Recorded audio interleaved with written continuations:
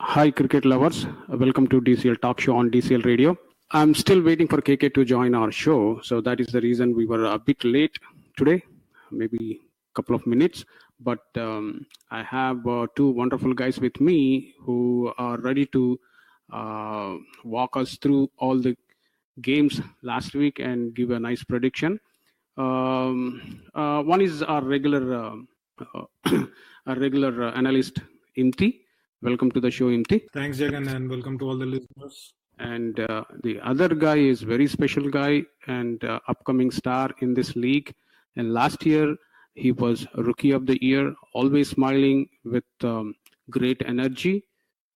None other than Sathya. Welcome, Sathya. Hi guys, everyone. How are you? Good. So how are you feeling coming to the radio show? Pretty good. Pretty much most of the time, I came across everyone. KK, Imthi, Samish. So maybe it's pretty new for me talking on the call, but I see guys everywhere, every time. It's pretty good to be part of the call. Okay, so before we get into our analysis part, I would like to, I did not note down all the umpires' names, but as we do every week, we are really thankful to all those umpires who did a great job week in, week out in this league. And you all know the most thankless job in Detroit Cricket League is umpiring. Okay, with that, let's get into our games. Because KK is not here, I would like to start with our guest of the night, Sathya. Sathya, let's talk about Bulls versus Legends game. Yeah, for sure. So, can you guys hear me clearly, first of all? Yes. Okay, cool. So, after looking at the scorecard, the first thing I like about this game, these guys use the online scoring, it looks like. Because I can see, the over, the batsmen get out between the partnerships and everything. So it makes things easy for someone to analyze the game. So going into the match, Detroit Bulls batted first, and those guys lost the first couple of wickets, in the first 5 overs. And then Neil and Gaurav made sure that team is going pretty well, and they stabilized the innings, and they had a 46 runs of partnership. And then from that point, it's 10 to 15 runs of partnership in between them, and Legends bowlers, and they didn't let Detroit Bulls batsmen to settle down. At least that's what I feel. And the top bowler of the tournament, Murugan Viswanathan, he again made a statement why he is the top bowler. He has 5 overs, 13 runs and 3 wickets, and pretty much every bowler, in the Legends. Did their duty and everything. And when it comes to batting, it's Gaurav, and there are a couple of other 2-digit scores made sure that Detroit Bulls reached the 100 runs. The thing with the 100 runs is the game can go any side. It's not 50 runs and the chasing can be pretty easy. With the 100 runs, the chasing might end up at 70, or the game can go pretty easily to chase the target. And that's what happened in Legends case. So even though Legends lost the first wicket at 7 runs, and from there in the chasing, those guys got a pretty decent partnerships for the second and third wickets, 29 runs for the second wicket and 42 runs for the third wicket. And first of all, the credit should go to BSK, the captain, because he made sure that okay, we are reaching the target, so no need to rush, with his own composure and calmness as always. So he scored 29 out of 52. And again, the supporting scores from Gautam and Abhinay, which are 18 and 19. So looking at the scorecard, 18 and 19 doesn't make much big scores. But in the DCL, 18 and 19 are huge scores. So I believe Legends have a pretty good game and pretty good outing for each and every batsman. And again, at the end, Subhakiran, 5 balls and 10 runs. Just make sure that Legends win the target, win the game. So overall, Legends is one of the top contenders for the league, and that's what those guys making a statement again and again. So I believe those guys go well in this league. Very good, very well said. Yes, legends are very contenders for this year's DCL Cup. They look pretty solid.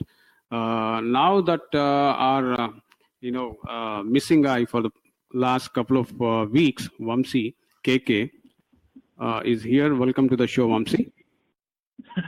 Thanks, Jagan. I was not missing. I was just on a trip.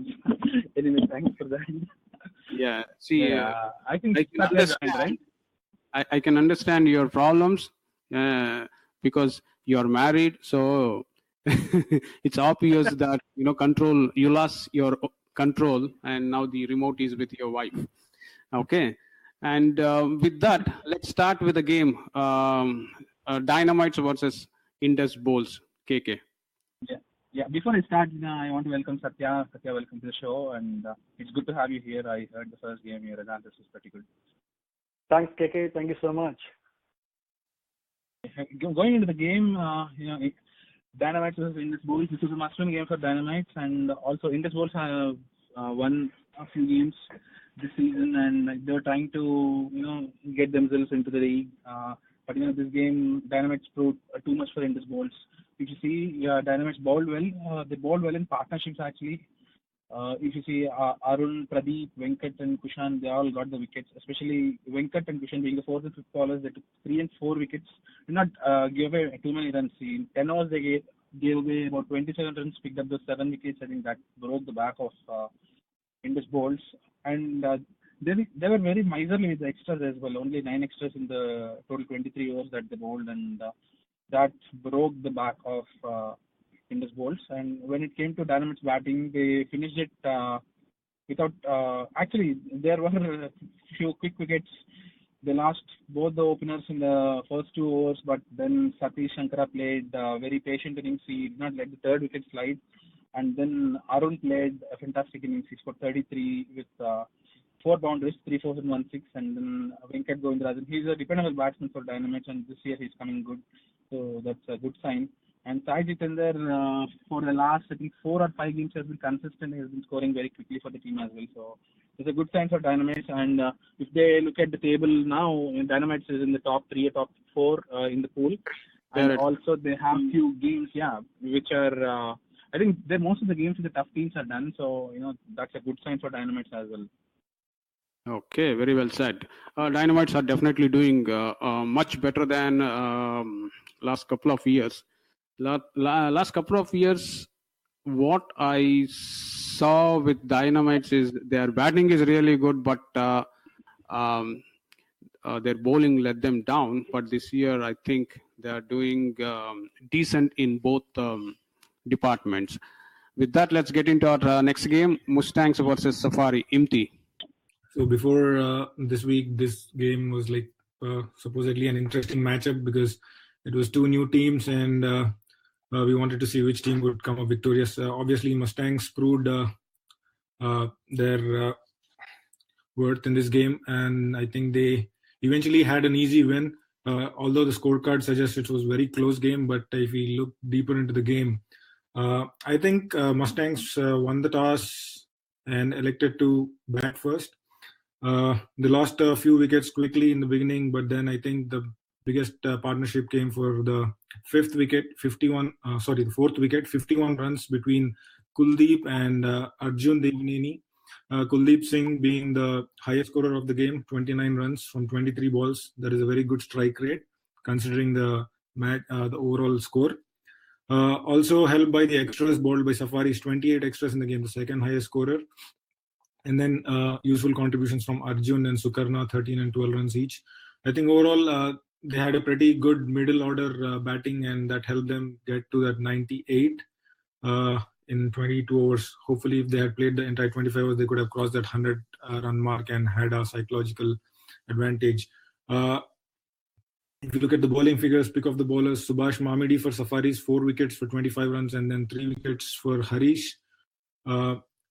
I would say it's a decent bowling performance, restricting a team under 100 with this new ball. It was a good performance, but going halfway into the game, they should have had their hopes high, chasing that 98. But I think they fell short by 14 runs. The only major contributions I see are from their opener Navneet Gokulam, 15 runs, and then Saran way in the middle order, 17 runs. I don't see partnerships in the chase, and maybe that is the reason why they lost the game, because partnerships are very crucial when you're chasing scores, and like you need momentum with the runs and have some decent partnerships in the middle, so that you have that chase sorted out. Also, another point to note here was, I think the difference in the extras was a final factor, a deciding factor actually, because the number of extras Safaris gave in their bowling, eventually it ended up like almost the same difference that they lost the game with. So all in all, I think Mustangs held their nerve and they crossed the line. So congrats to Mustangs. Yeah, that's exactly what I thought. So before I go to the next game, you were asking how many people were listening this radio, right? As of this minute, 267 people are listening our show. Oh, that's great. Okay, with that, let's get into our next game, Warriors versus Risers. Warriors being a topper of the pool, they literally dominated this game. Your thoughts, KK? Yeah, that's right, Tejan. I agree with what you said, because coming into this game, Justner did not play a game, I think, for the last 3 or 4 weeks, and he has been suffering with a hamstring injury, and he came back in this game, and the way their top batsmen played, right, the number 2, 3, 4 and 5, they completely outplayed the opposition, and Justner made a mark again. He scored those 48 runs. Too bad he missed out on the half century, but that was a very pivotal innings in their comeback, and Warriors put on a good show, scoring those 132 runs. They played all the 25 overs, and when it comes to the opponent, right, Amanveer Singh was the pick of the bowlers. He took 4 wickets for 14 runs, and that was the only good thing that happened to the Risers in the game, because when they came to bat, they were bowled out for a meager 64 runs, and all the bowlers from Warriors were making merry of the opponent. They took wickets, and they had 7 bowlers. It was 7 bowlers who bowled for Warriors in this game, and everyone were economical. They were taking wickets, and the only plus point for Risers again in the batting department was Shashidhar Reddy. He scored 18 runs. Apart from that, there is nothing much to talk about in this game. Warriors took all the 5 points, and Risers 0. But there is one good news for the opponents of Warriors for the upcoming games. Jasmeet is on a vacation to India, so he'll miss out the next 4 weeks. So make use of that. Okay. The next game of the night is Canton 11 versus GLCC. Before I go to Sathya was there with me watching this game that day. It went, though Canton 11 lost this game, they had game in their hands. Sathya, your thoughts? Actually, this is the game that should be watched, because for 75% of the game, Canton 11 dominated GLCC. I know a few GLCC guys listening to this, so don't be mad at me. It's just like a compliment. I'm GLCC guy. Okay. I know. It's just like a compliment to, Canton 11 people. But one thing I like in a big teams like GLCC is, if you see the actual scorecard, in first 2 hours, those people lost main people like Hitesh and Nalin, so who can turn the game from any point of time. And from then, Akash and Vaibhav make sure that, we are on the right track, and just make sure we're going to keep more than 100 and defend with our bowling. And they fall in a pretty short period of time. And from then, people who came into the crease, Roshan, Ashraf, Ronak, they just make sure okay, at least contribute ourselves, even though they got out for the single digits. And I know Ronak got out for 1, but he's a pretty good batsman. He got run out. And one thing that stood out in the GLCC's batting is Sudeep Patel. He came around 8 or 9 and scored 23 out of 21 balls. It's not an easy thing, to be honest, because coming down at 9, the pressure is quite different, and your team is a little low below the par score. So if there is any confidence that GLCC took away from the first innings, I should say it's from Sudeep Patel. He scored pretty good runs, and he boosted the whole GLCC team in the break. At least that's what I believe. And the extras were pretty consistent from Hello, can you hear me? Yeah, I can. Okay, yeah, from Canton 11, just like 11 extras. So those were like pretty good form, like by the time when they went to the break. But when it comes to the chasing, Haider and Jawar, they started pretty well from the Canton 11. So those guys scored like 31. And from there, those guys lost like wickets in a successive, in a pretty like frequent intervals. So maybe that's one thing that took back Canton 11 from like, chasing like big scores and something like that. And like the good thing with GLCC is those guys don't have like a fierce bowlers like Deepak Griappa or Dinesh Panditi. But at the same time, it's pretty hard to score against the GLCC bowling because those ball right to the fielding like line and length, just come throw the ball like line and length and get the thing done. So it's like they keep things simple. They win the games. So that's one thing like I like in GLCC. And if there is any difference between GLCC and Canton 11, I would say it's Nalin's bowling. Apart from Nalin, like there are like pretty similarities between the rest of the bowlers between Canton 11 and the GLCC. But Nalin's 5 overs, like a one made in 8 runs, and even though it's still a 1 wicket, he got like 22 dot balls there. So that made like a huge difference between the Canton 11 and GLCC. If at least they could score like 10 to another like 12 runs in Nalin's bowling, the result would be like an upset, which I don't like to tell, but just like being on the reality side. So I should say like credit should go to Sudeep Patel and Nalin, at least from my aspect.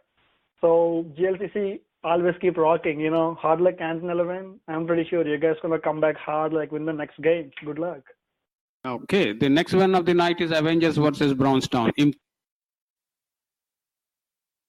Yes, Jagan. So going into this game, Avengers versus Brownstown, it was supposedly heavily favored towards Brownstown, and it looked so in the first 6 overs of the game. When Avengers won the toss, elected to bat, they lost quick wickets very soon. Like the first 6 wickets were down in the first 6 overs for the score of 8 runs. So when you're looking at a scorecard of 8 runs for 6 wickets, you're pretty much like on the downward curve. But then Devraj, who came into bat at number 7, I think he turned the game just all by himself. Like 53 runs from 63 balls, including 3 sixers and 3 fours. That is like an absolutely tremendous performance, I would say, coming down so low in the order and giving your team some much needed runs on the board, as well as giving some resistance so that they don't get folded out for a very low score. In the end, they ended up scoring 104 runs. So imagine 8 for 6, and then you're reaching to a total of 104. I would say that was like a really very, very good performance from Avengers to come back into the game and post that total way above 100 runs. The good thing here is they played all the 25 overs, even though they lost the first 6 wickets very quickly. They played the 25 overs and scored those runs. So just another pointer to all the teams. Like if you play 25 overs with this new ball, with this hard ball, I think you can easily achieve those scores of 100, 120 plus in this league.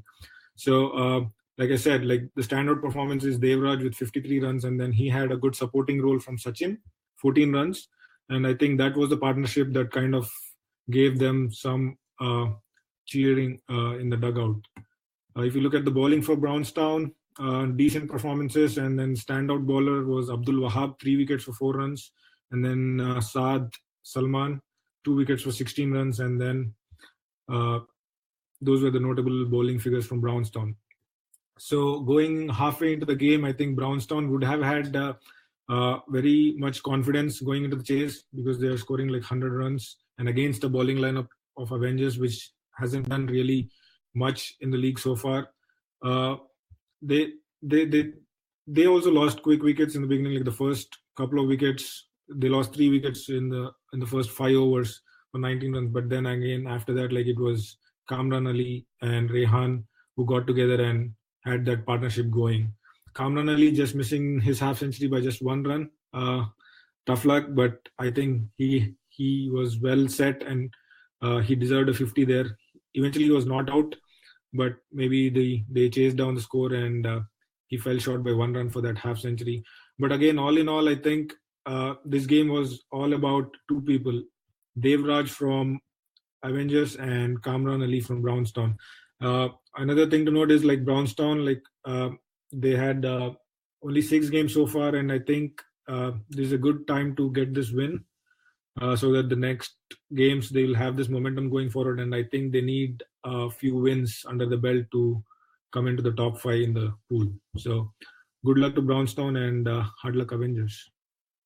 Before I go to the next game, the best part about this game is this shows that this new ball is giving some kind of power to technique, not just power, technique. Okay, that's one thing.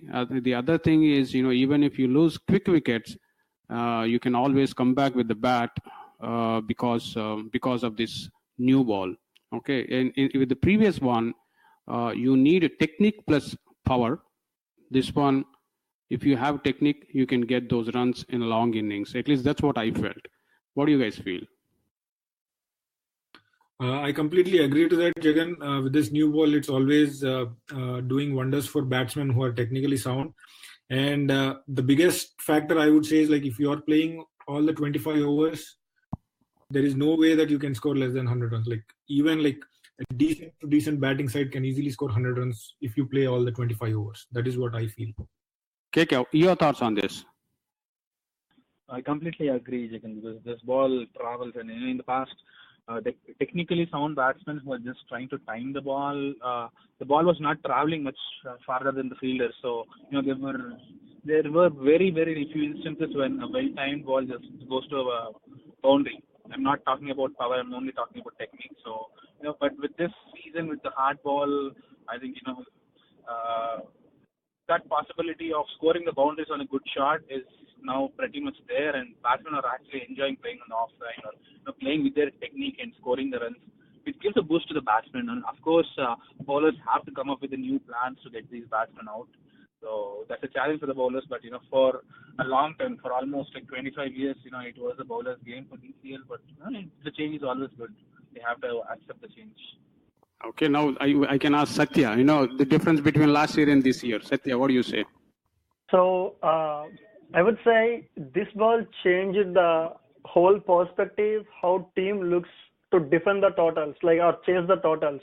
So let's say last year there were games where teams defended 60 or 65 runs in 25 overs and they won the game.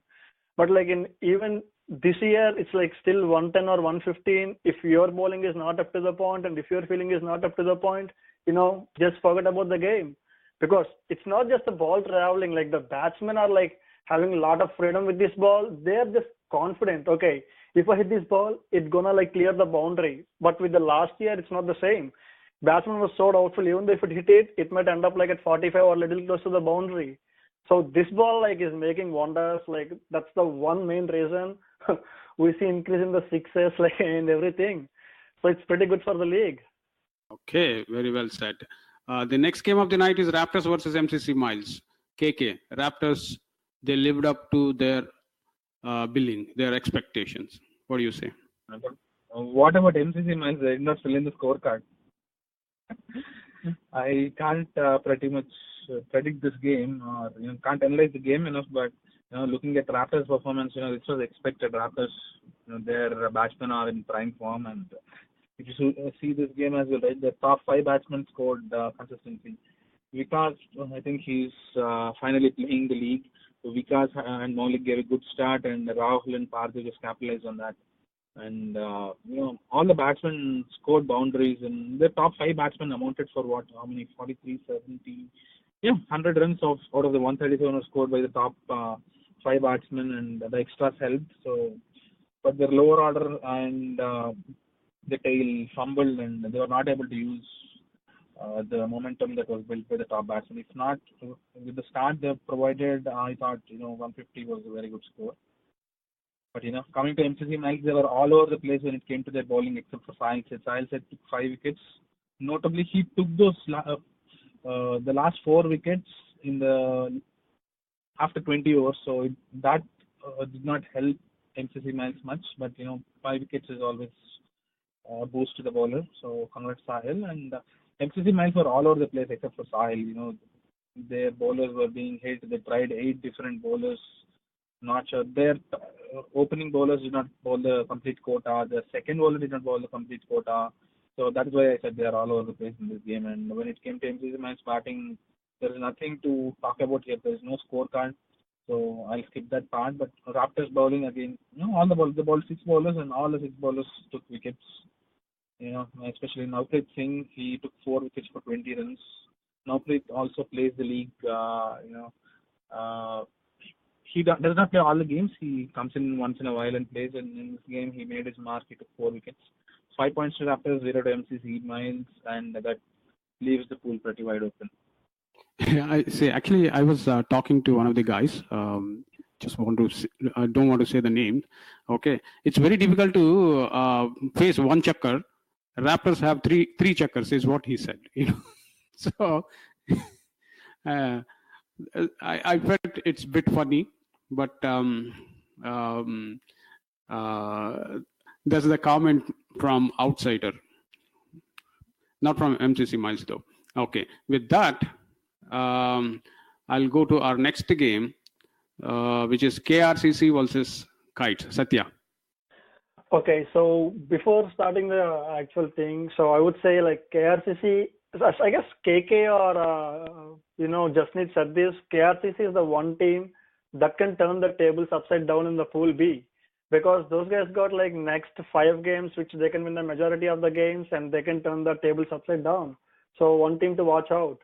And coming to the game, like Kites, I guess from seeing the table, those guys are having a hard time this season, but it's a pretty good team though. So those guys like lost the first pretty openers like in pretty less score for like 5 for 2, and then like Deepak like got out for 20, and from that point like KRCC didn't let Kites to settle down, and it's like they took off the wickets for the frequent intervals, and like one of my friends, Sunil Adonda, I used to play with him, so he scored like the highest score, like 21 out of 34 balls, and the next highest score is like 15 extras from the KRCC. Otherwise the score would be like a little less. So maybe if there is anything to think about for the Kites, so they would think about like how can they switch the batting, what are the changes we need to make the batting just to make sure we get the par score. And like KRCC bowlers looks like they have like a pretty good outing there. So most of the bowlers were like less than 4, and like Love Anand, like he got like 3 or 15 runs, which is still not bad at all. So maybe that score might have given boost for the KRCC just going into the break. And then after that, even that's what with the KRCC too, they lost like openers for like 17 runs, and from that point, like Prajwal and Satish Gaba, they make sure like okay, just like play according to the ball, something like that, and just make sure we are reaching the target. So I guess that's one thing. Maybe it's depending on the player's mindset and everything that's made difference between KRCC and Kites. And one bad thing with Kites is they lost last 4 wickets for like span of 10 runs. Maybe that hurt. They didn't play full 25 hours though. So a lot of takeaways for the Kites from this game. And KRCC lost like 7 wickets too. Only like a 1 double-digit score from Prajwal and 14 extras next, like second highest score. So both teams like had like a rough time in the batting. So they would think about batting like going to the upcoming games. And I'm pretty sure Kites will bounce back soon, because like there is still chance for the upset in the Pool B from the Kites, lot of other teams. So keep believing, guys. You still got good games to go. Okay, very well. The next game of the night is Lions versus Tamil Pasange. Though Tamil Pasange lost this game, I'm really impressed with the way they are batting. Imthi, your thoughts? Yeah, I completely agree to your statement. Tamil Pasange has proved though they are new to the league, the first time they're playing, I think they have made some heads turn in this league with their batting performances. And here they had another good batting outing here. If you just go into the game, I think finally Lions getting their first win in the season. But I think it's a bit too late. They already played 8 games. So first win for Lions, and finally everything falling into place for them. Winning the toss, they elected to bat, and boy oh boy, they scored 153 in their 25 overs. So biggest contributions, their opener Marutachala Murthy, 65 runs, and their best batsman for them, Natraj, 38 runs from 49 balls. I think that was the partnership of 80 runs between them for the third wicket that got them going, and they crossed the 100-run mark in the 17th over, in the 18th over, and then from there I think they just had some hits in the end to take them to 153.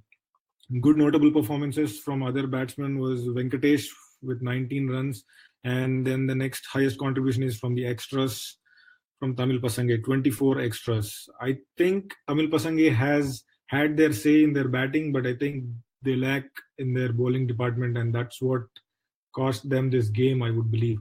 If we look at the bowling figures for Tamil Pasange, everybody was like on the higher side of economy rates, like above 5, 6, 7. I see the best bowler is like Sathya 2 for 22 in his 5 overs. So all in all, I would say not up to the mark bowling performances and leaking so many runs. 153, a very big score. Going halfway into the game, they would they would have been a little less on confidence. But because they have been doing so well in the batting department throughout the season, I think they still had an outside chance. But they needed 1 or 2 guys to score big and help them in that chase. Unfortunately, their openers got out quickly. The third wicket, they put up some resistance, but not big contributions. The highest score coming from their middle order batsman Shivaram Kumar, 17 runs, and then in the very end, Jay Vignesh not out for 26 runs, but it was a little late into the game, I think. Even though they were helped with 23 extras from Lions bowlers, I think the score was too high for them to catch up with the score, and they eventually ended up scoring 120 for 10 in 23.4 overs. I would say maybe the extras, if their bowling was a little better, the score would have been a little less. And when you're coming across 120 runs in the chase, and if you had seen a lesser score in the beginning, that could have been a different story altogether. So all in all, I would say good victory for Lions, but like I said, maybe a little too late going to the league. But I think they still have 4 more games which they can keep winning and maybe have some upsides in the pool. Like Sathya was mentioning, Pool B is still open and there are chances for upsets in the Pool B. So let's see if there is some interesting games going forward. So good luck to Tamil Pasange for their upcoming games also. So one thing I want to mention here, from my personal feeling, Lions is not the team that deserves to be at the bottom of the table, because when comparing with the previous year, Lions? Yeah, Lions. Because those guys have got pretty good batting. I mean, I don't know how many players are so new in this team, but when you play, I mean, anyone who is listening, play with the Lions, just make sure you guys are in the game, because those guys have got pretty good batting this time, and they can score more than 120 and 130. If we just lose the bowling and everything, those guys take a chance. Okay, I'll send after normally I make a YouTube video, for this show. I'll definitely send it to Lions captain. No, okay. I mean it though. They're pretty good. True. Yeah, the next game of the night is Knockers versus Pokeries.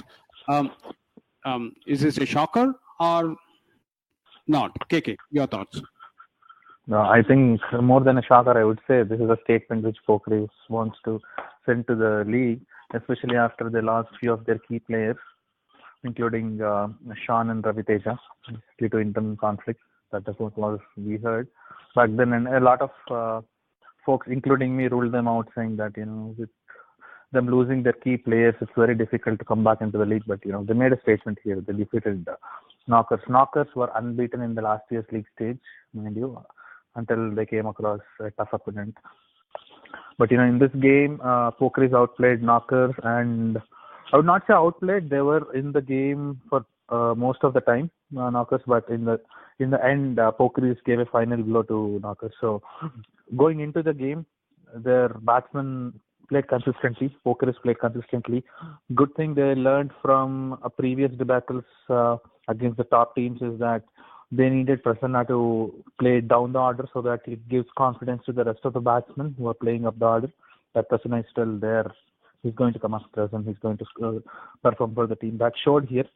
Satish, Vignesh, Ranjit, and Aditya, their 2, 3, 4, and 5 played responsibly, scoring 26, 25, 15, and 19. And with the help of Prasanna, who scored quick-fire 20, and Arun, who scored 10, they were able to put on those 132 runs. And if you talk about quality bowling, right, you can definitely see in Knockers bowling, they gave only 4 extras.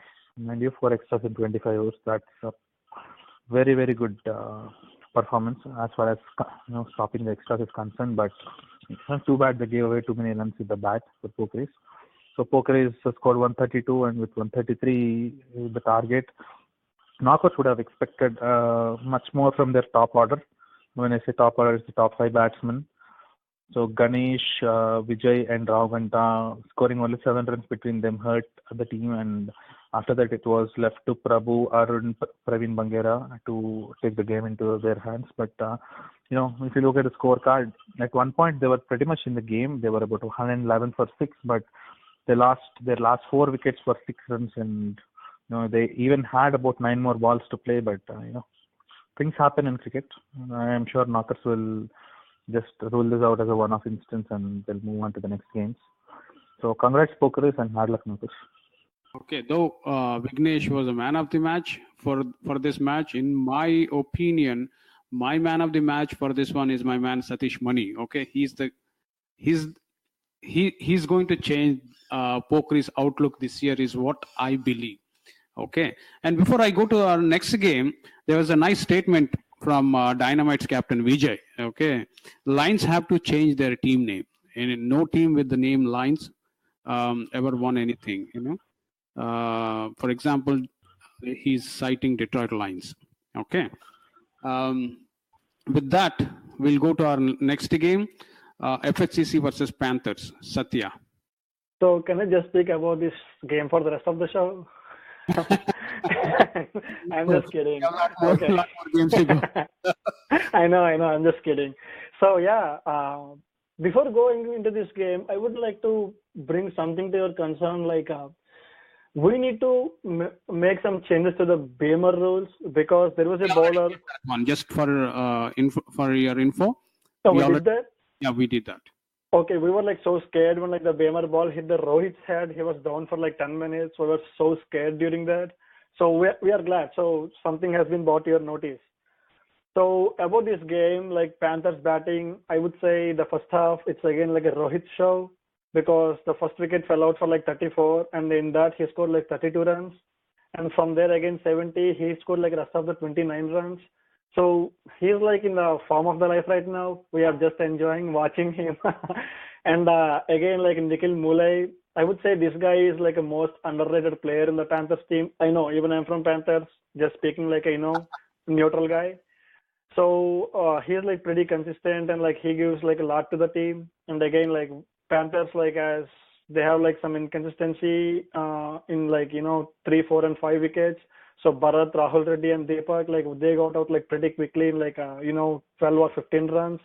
And from that point, like there are 2 players like Rahul and Jai Gupta like made like 48 runs of partnership from 85 to 133. So which turned the whole perspective of Panthers towards the game. So Jai Gupta like 27 from 24, Rahul 20 or 16 from 20. So it's like pretty big boost to the Panthers going into the what I can say break. But one bowler who we really liked watching them is Limon. I know he like 5 overs 30 runs for 5 wickets, but the thing is, like, irrespective of the economy, the slow balls, the deceiving balls he bowled, like Limon is one of the bowlers like to watch out in the DCL league, irrespective of where he stands in the purple cap standings. He is the one of the bowlers to watch out. And like rest of the apart from like one bowler like Saeed Ishraq, like pretty much like every bowler has like a little hard time because like more than 6. And like I can see the extras how many because it's like an incomplete scorecard. And going into the second innings, I would say Panthers didn't let like any batsman in FHCC to settle down. I can see just like 2 double digits from Alishan Nibadat and Hassan Ansari, and the next one is like extras. So again, like most of the bowlers from Panthers have had pretty good outing, like 4 around 4 and less than 4. And as I said, like a most underrated player in Panthers, Nikhil Mulay, he bagged 5 wickets for 14 runs in 5 overs. So I would say like this would be like a pretty good lesson for Panthers. They have to think about like how to strengthen the middle order, because if Rohit goes for duckout, then like things come down to middle order and like a lower order batsman. So I guess my think tank will be already thinking about it. And like FHCC, you guys good luck. I'm pretty sure you guys come back hard and like just keep winning from here, and like you might have chance too. Who knows? Yep. Good luck, guys. Before I go to next game, there was a question from Satish, Legends captain. There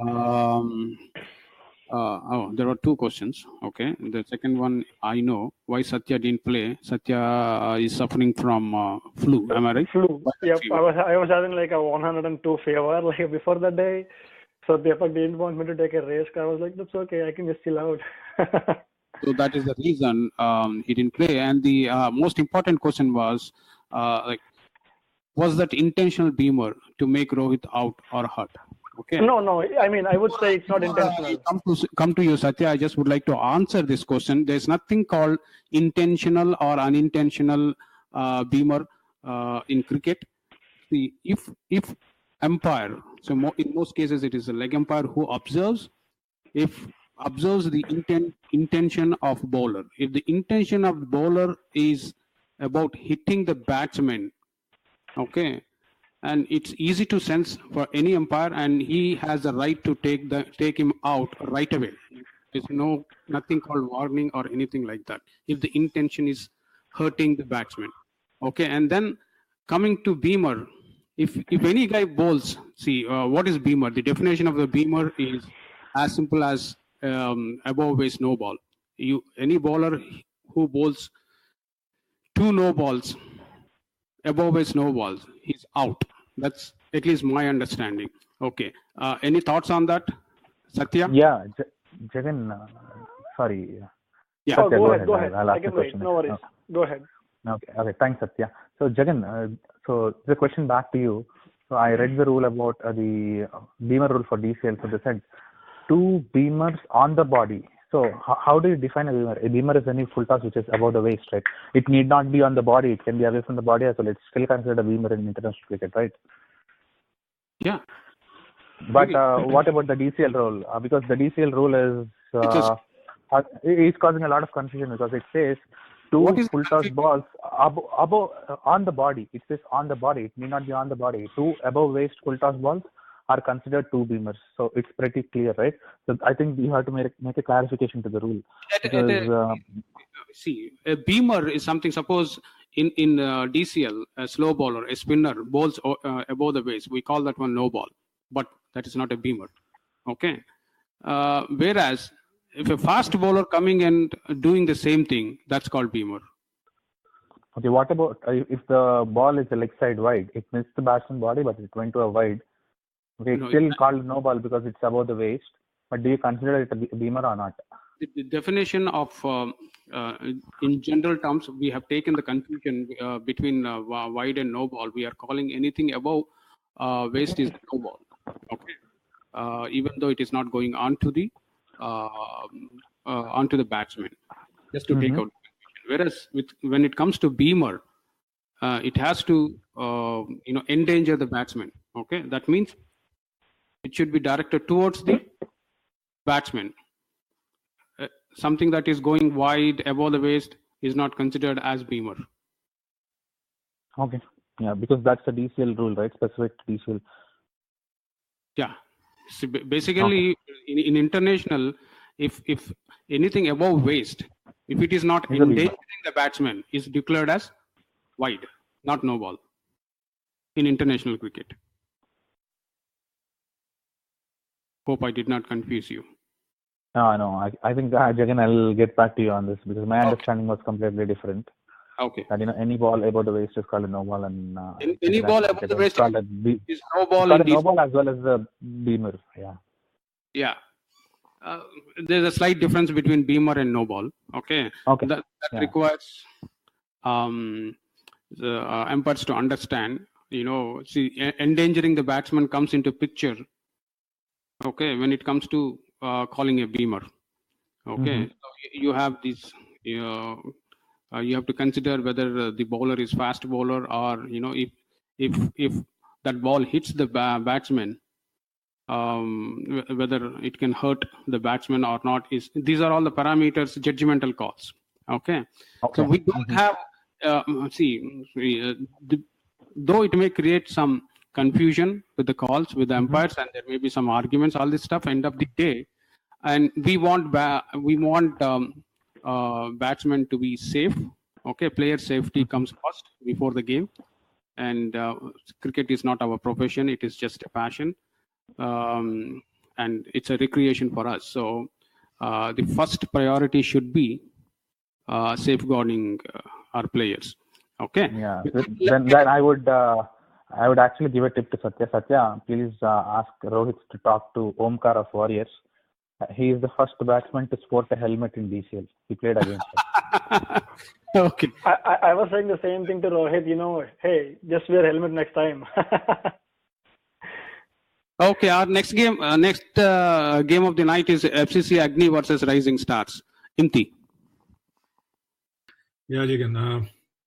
Going into this game, I think it was pretty much one-sided when I look at the scorecard. I was hoping Rising Stars would give some tough competition to Agni, but looks like they ended up short on in this game. They won the toss, elected to bat, did the right thing there, but I think they clearly were underperforming here, like just 61 runs in 10 overs. No real contributions, like their star batsman this season, Drumil Trivedi. He was still the highest scorer for them in this game with 13 runs, but then again, no other notable performances.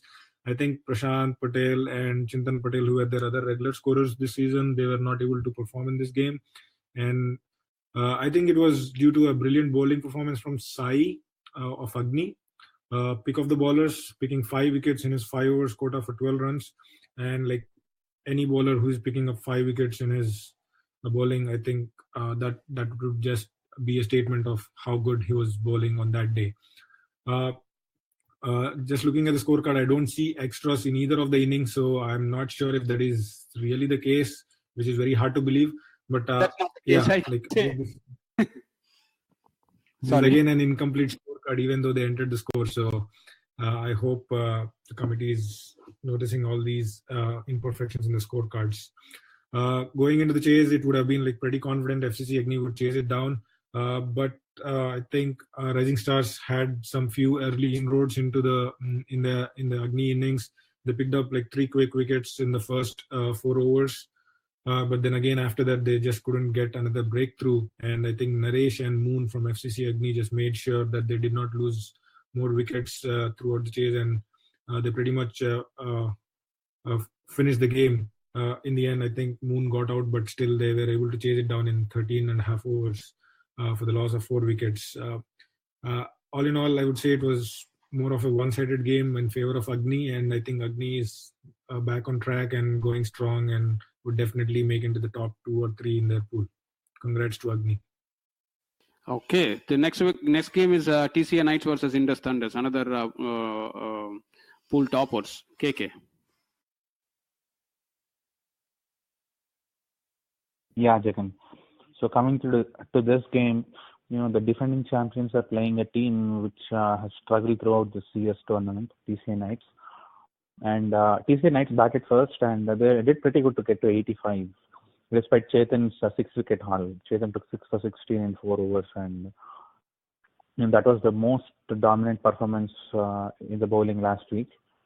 And I'm sure even the rest of the folks in the call, 2 very good bowlers in DCL, they would also agree that this was a pretty good performance from Chetan. So 6 wickets for 16. When it came to TCA Knights batting, their opener started well, scoring 23 runs. Tarun started well, but he didn't get enough support from Akhil and Aman. Pradeep Kondareddy, I believe he played for Rajasthan Invest till last year, so he played well. He scored those 23 runs, and they had a good partnership at one point. They were at 60 for 2 at the end of 15 overs, but then Chetan's magic unraveled, and they lost all those other wickets, and they were folded out for 85. And when it came to Indus Thunders batting, the scorecard does not tell you the complete story. So actually, they lost those last few wickets, I think, trying to rush the game. But if they would have played with more sense and calm, they would have won it with 7 or 8 wickets in hand. So their opener Aniruddha Dorle. Okay, I have not seen his name before, so maybe he's a new addition to the team. He scored. Yeah, I believe so, because he's an addition to the defending champions. I'm sure for them to rest an existing player, someone who is going to replace him must be really good. So Aniruddha played really well, and he was well supported by Dinesh. Dinesh finally got into the double digits. I think this is the first time I've seen his score in the double digits since last year. So, that's a good sign for Dinesh and the Thunders. Congrats, Thunders. 5 points to you and 0 points to TC Knights hard luck. Okay, the next game of the night is Glads versus DH Sathya. So one of the trophy contenders, Glads, I would say they outplayed one of my favorite teams, Dark Horses. So going into the actual game, as we discussed few minutes back, even though if you lost a pretty quick wickets, you still have a good chance to get into the game. So that's what exactly happened with the Glads batting. So they lost a 6 for 3 in first 2 hours, and they ended up scoring around 130 in 21.4, which is at 6 runs per over. So this is what this ball is doing to each and every team. So in the Glads batting, Hardeep Singh, he scored 55 from 36 balls, which is a pretty good strike rate. And again, at the end, Taifoor, even Jeet Nirbhan, one of the guys who can take the game away from the opposition at any point of time. So he scored 20 from 18 balls. Maybe the batting set the tone, especially for the Glads all over the game. So I can see most of the bowlers in the Dark Horses did a pretty good job. Pankaj Vats, Harish, Vishwanathan and Chandru. It looks like Jashwant had a little hard time, 2 overs, 33 runs. So I'm pretty sure he will think about his bowling and come back strong. So going into the batting, I would say Dark Horses might be disappointed with the lineup those guys have. Sahil, Pankaj, Harish, Sid, Mahesh Mutiala. So seeing the main batsmen getting out with the single digits, maybe that's where Dark Horses fell apart in the chase, and Harish and Pankaj Vats tried. So I'm pretty sure Dark Horses is the team that bounced back so hard when comparing with the other teams. So keep watching out, guys. These guys are gonna come back hard. Hard luck, Dark Horses, and good job, Blacks. Keep doing well. Okay, the next game of the night is Blues versus KECC. Before I go to Imthi, I just would like to give a small story about this game, something that happened in this game. This game was stopped for 45 minutes, arguing on one call by umpire. The umpire, what he did was, he called a no ball. Okay, and then batsman hit it. Batsman was caught. After that, the leg umpire realized that the call for no ball was wrong. It's why it was wrong, because he got confused with some other league, and he thought 4 players have to be in the gray area, and that is the reason he called no ball. So, to his defense, the umpire comes back and says that it was actually the runner who said that it should be no ball because those guys, 4 guys were not inside the circle. So you should call it a no ball, and umpire ended up calling. In that case, what umpire has to do? You see, it's a fundamental mistake by umpire, and I'm really shocked to see that this guy is from Falcons. Okay, and I'm really shocked Falcons sent an umpire who doesn't know the rules of DCL, being a senior team. Okay. And the leg umpire was my roommate. Okay. He was the one who is telling all this story to me once he come back home. Okay.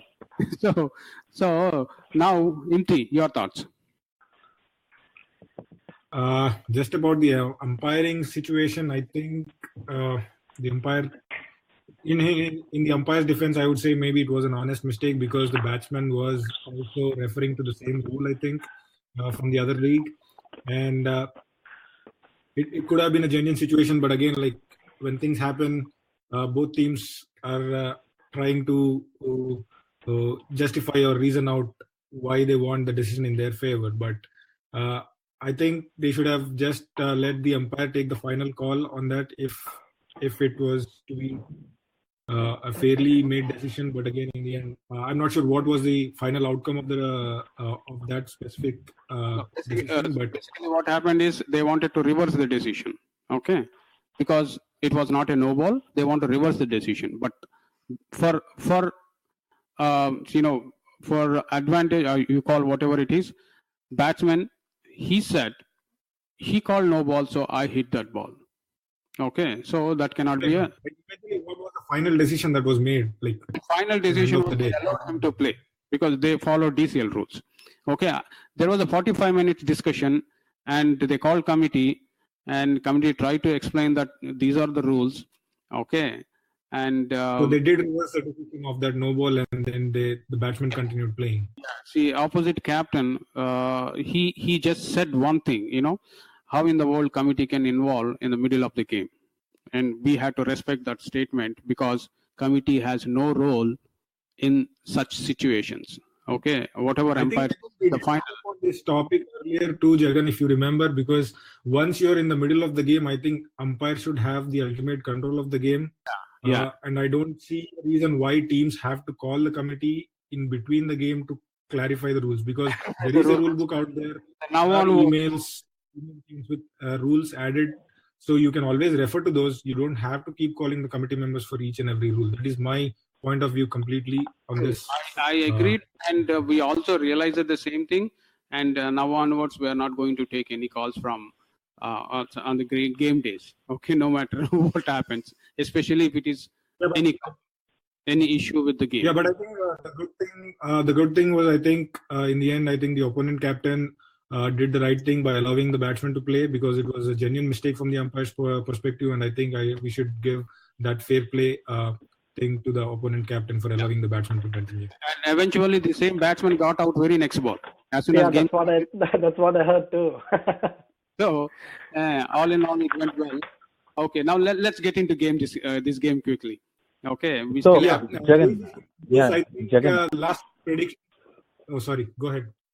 No, I just wanted to add one point here to what was discussed. I think this mistake has to be attributed to the umpire, because looking at the complete situation, right? Because the leg umpire said it was the runner or the non-striker who told him that it was a no ball if there are no four fielders within the circle. But umpires are pretty clearly told, and all the captains are already being told about this, that when you are in confusion, consult the other umpire.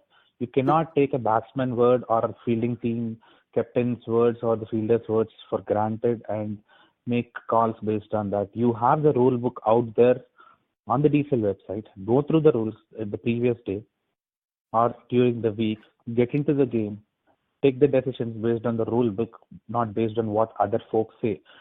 Don't involve the committee members, don't involve any other team folks. You need not call people from the other grounds and clarify. You have the rule book, read it, get your understanding, proceed with the game. Yep, I agree. Imthi. Yeah, just going quickly into the game. I think the last week predictions, everybody was predicting KCC to win this game against Blues, if I remember correctly. But turning the tables and Blues just making a statement here to win against KCC. Blues won the toss and elected to field, surprisingly. But KCC, I think, after losing a few wickets up in the order, Charan Jagannath scoring 26 runs. And the highest scorer actually is the extras, 28 runs by Blues. These two were the standout performances, I would say. And then Abhishek, 14 runs, helping to score that 104. Again, they did not play the 25 overs, but still they had a good score of 104. Going halfway into the game, I think Blues would have had a little doubt, but I think it was just one-man show all the way. Like, they did not even give a chance there. Their opener, Srinivas, scoring 66 from 56 balls with 6 sixers and 1 boundary. Like, when you have a batsman coming out, opening and hitting like all the way through, like for the 66 runs, I think that shows like the intent of the batsman and how they wanted to chase those runs. I just had a quick question. Is this the same Srinivas that used to play for Blues? Any ideas? I have no idea. Okay. Yeah, but because if it was him, I think I know that batsman, and he's a pretty good batsman who can hit long boundaries. So, yeah. Anyways, I would say perfectly deserved for a man of the match. Srinivas 60 for his 66, and I don't see KCC bowlers having any say in this game because they really couldn't get any wickets, even though they had a good score of 104. They only they were not able to put any pressure or pick wickets, and they only got 3 wickets in the end. I think KCC, even though their batting is strong, in this game it shows that their bowling needs a lot of improvement. And also, I think we are expecting a lot from KCC with the name attached to that team. KCC, we have seen them perform in other tournaments, but somehow in DCL they're not able to live up to their expectations. So hopefully they come back in the remaining games and play well and give some good competition to all the teams in Pool A. So hard luck KCC and good luck Blues. Okay. I just got clarification. That is Srini Kamampati. I know him.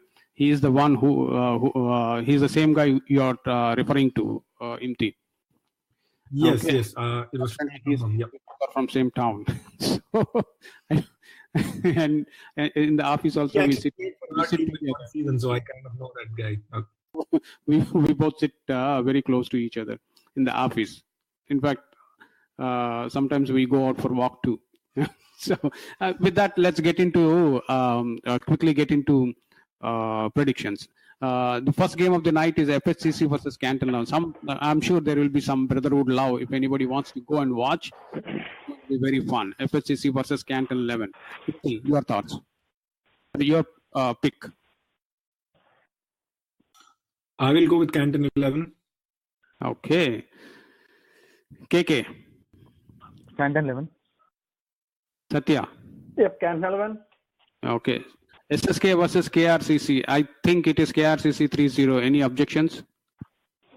No, SSK for me. Oh, SSK for whom? KK. KK. Oh, okay. Yep, KRCC for me. Okay. Imthi, KRCC. For me too, but I have a question for KK. Any specific reason why you picked SSK? No, SSK is playing pretty consistently this year, and they had added a few players. And with KRCC, they were all out for 27 in one game. The last few games, probably they won the last game, but I would not pick them as of now. Okay. They're not consistent. Next game of the night is Panthers versus Tamil Pasanga. I'm not asking Sathya here, and without asking Sathya, I'm thinking it is 2-0 Panthers. Any objections, guys? Nope. Okay, the next one is Retired Bulls versus Brownstone. It is going to be a very interesting game. Sathya. Bulls. Imthi. This is a very interesting matchup, and I'm actually 50-50 on this game. But I think Brownstone will have a little edge over Detroit Bulls in this game. Brownstone. KK. Bulls. Bulls. Oh, okay. Wow. That's interesting. I'm still thinking Brownstone will easily win this one, but anyways, it's 2-1 Bulls. Rockers versus Blazers. I'm not asking Imthi, and I'm thinking Blazers 2-0. Any objections? No. Okay. The next one is TCA Knights versus KECC. This is going to be a very interesting game. I feel Knights have some edge here, but you never know. Sathya, what do you say? I would say Knights, yes. Imthi. I think I'll go with KCC. Wow. KK. KCC. Okay, there's KK is showing some brotherhood love there. Actually, there is no folks who play in KCC who have played with me, so Okay. no brotherhood love. It's just between the two teams. I believe KCC is better. Okay, the next one is Blues versus Avengers. I think it's Blues game. Any objections? Nope. Okay. The next one is TCS Stallions versus Falcons. This is going to be a very important game for Falcons. Sathya, what do you say? If rain doesn't wash out, I would say Falcons. Falcons. Okay. Imthi. I think for me, this game is the game of the week. Stallions versus Falcons. Very difficult pick here, but I think I'll go with Stallions. Hard KK. choice, but yeah, Stallions. KK. So Stallions haven't played much DCL this year, Jagan. I don't know why, but I'll pick Stallions. Stallions is a very formidable unit. Okay, FCC Agni versus Dynamites. This is another, it's going to be another great game of the weekend. Sathya, what do you say? I would say because of Sai, I would pick Agni. He's like a player who can make a difference. Okay. FCC Agni. Imthi. Yeah, I didn't realize there was this matchup before when I said TCS Talents versus Falcons was the game of the week. I think this is also another game of the week. Agni versus Dynamites. I think I will go with Agni. Okay. KK. I'll go with Dynamites. Okay. The next game is Warriors versus Rising Stars. I think Warriors 3-0. Any objections here?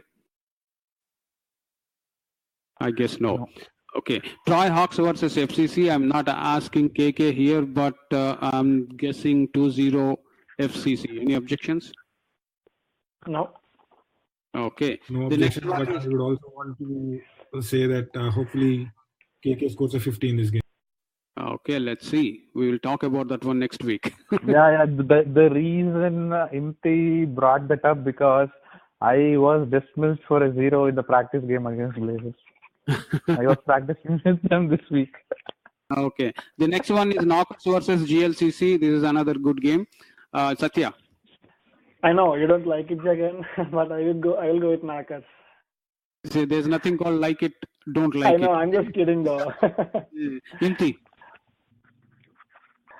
I'm not picking anyone. I think this game will wash out. This is on Sunday. Okay, then I can go with that result. I think I'll pick GLCC. Okay. KK.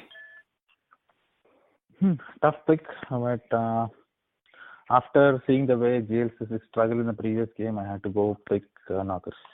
Okay. The next game is MI Rangers versus Gladiators. And I'm thinking Gladiators 3-0. Any objections here? I would go with MI Rangers. Ooh. I know it's a different pick, but they have a pretty good experience knocking out Knockers in the in the playoff game last time. So I would still go with MI Rangers. Okay. Imthi. I will go with Glads. KK. You are putting me in a spot here again. Going by the squad strength, I'll pick Gladiators, but I hope MI Rangers prove me wrong. Okay. Mustangs versus Indus Bolts. Indus Bolts 3-0. Any objections there? I guess no. The last game of the night is Strikers versus Raptors. Another brotherhood love. Sathya, what do you say? Raptors. Imthi. Yeah, looks like there are a lot of interesting matchups this week. I think I'll go with Raptors for this game too. KK. Who's the other team, Jagan? Strikers. This will be Raptors. Okay. So with that, we have concluded all the predictions, and we will conclude tonight's show with the last one. All our analysts. Yeah. I'll start with KK. So, Jagan, before we conclude, right? I wanted to ask it in the previous show, but didn't get a chance. What happened to the SSK versus FSCC game? Was it ever rescheduled, or is it a point split? I don't know. We asked them to play. They said yes. They haven't come back yet. Okay. They have the option of playing anytime before regular season ends. Mm-hmm. Okay. Okay. So I would like to first of all say, Sathya, you take care because the flu, after being suffering with flu, you need a couple of weeks rest and your body needs to come back, because if you don't rest well now, you're going to get hit hard when you're in your 30s or 40s. So just make sure your body is well rested before playing the next game. That's my personal suggestion. Yeah, for sure. Thanks, KK. Yeah, and it was very nice having you on the show. Your analysis was pretty neat and explanatory, and good to be back on the show. Thank you all for listening. Okay, Imthi. Yeah, final words. I think, like KK just said, I think Sathya, thanks for joining us, and I think your analysis was pretty up to the mark, like with our regular analysts. Also, I think that was a very good job for the first time. Again, all the best for your upcoming games, and I wish all the teams who are playing this week good luck. And we have some very interesting matchups, so hopefully we'll have some good things to talk about in our next week. So hopefully also the rain stays out and we get all the games this week. So thanks to all the listeners and good night. Okay, Sathya, last words. For sure. Thanks, guys. Thanks for having me on the show. And, you guys just made my day. And one thing I wish, the weather will change and the games will happen this week, because it's pretty crucial stage in this season. So, things might happen pretty bad for a few teams. So hopefully everyone will play the game and keep playing good cricket. Thanks, guys. Thanks for listening. Okay, with that we'll conclude tonight's day, and let's hope all games will happen and rain won't come and spoil our sport. Okay, with that we'll conclude tonight's show here. Keep listening DCL Radio. Thank you, Sathya. Thank you, KK. Thank you, Imthi. Good night.